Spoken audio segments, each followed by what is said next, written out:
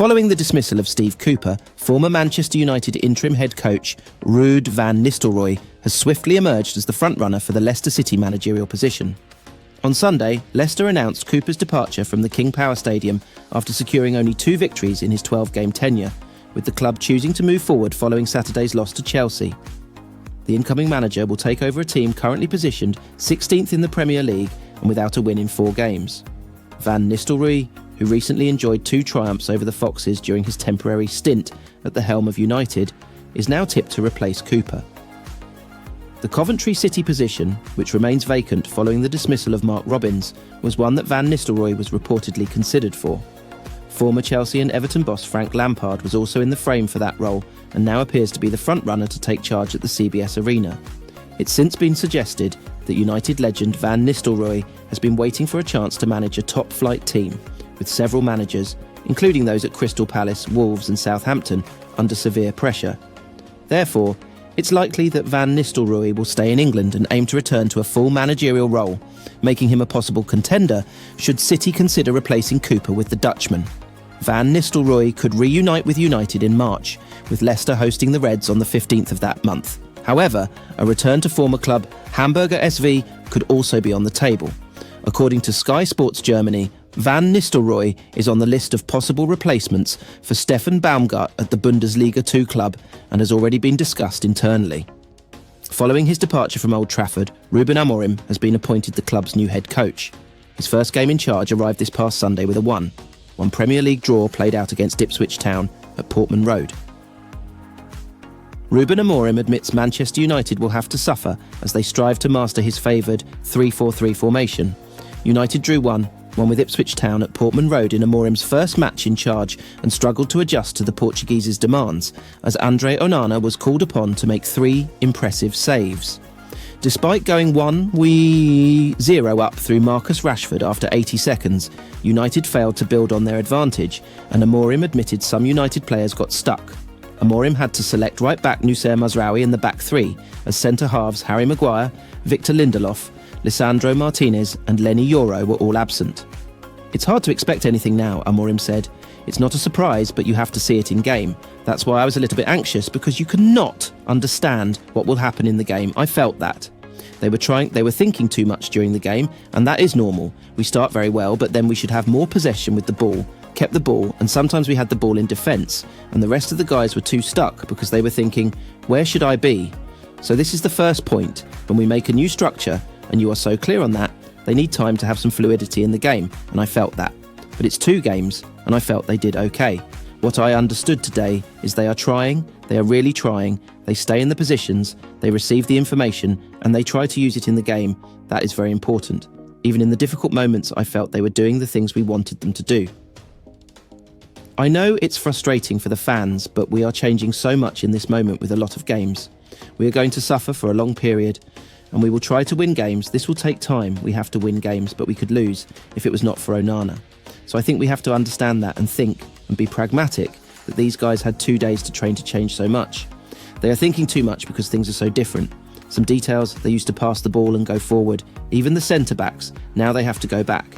These type of things, they start going forward and they have to think too much. Dalot used to do it, pass the ball to centre-backs, go inside, play as a midfielder, now he has to stick to this position. It's hard for the players in 3 days to cope with everything, but we forget about the new idea. I think that's why I was brought here in the middle of the season, and we try to cope with the things they are used to doing. Next year, in the same stage, we will be here with the same problems.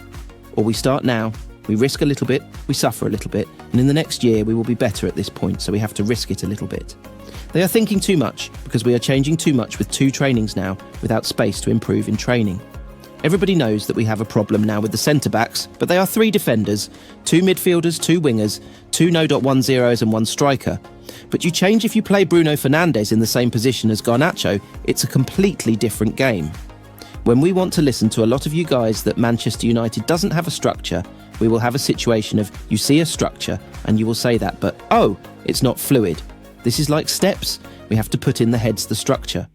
When they start thinking about the structure, they will play so much better. But we need time to do that, and during this time we have to manage to win games. That is very important, and I know that. Ruben Amorim insists he is the right man at the right time to take over as the head coach of Manchester United. Amorim, 39, has signed a 2.5-year contract after a successful 4 years with Sporting, whom he guided to 2 Portuguese titles. The Portuguese will take charge of United for the first time away to Ipswich Town in the Premier League on Sunday.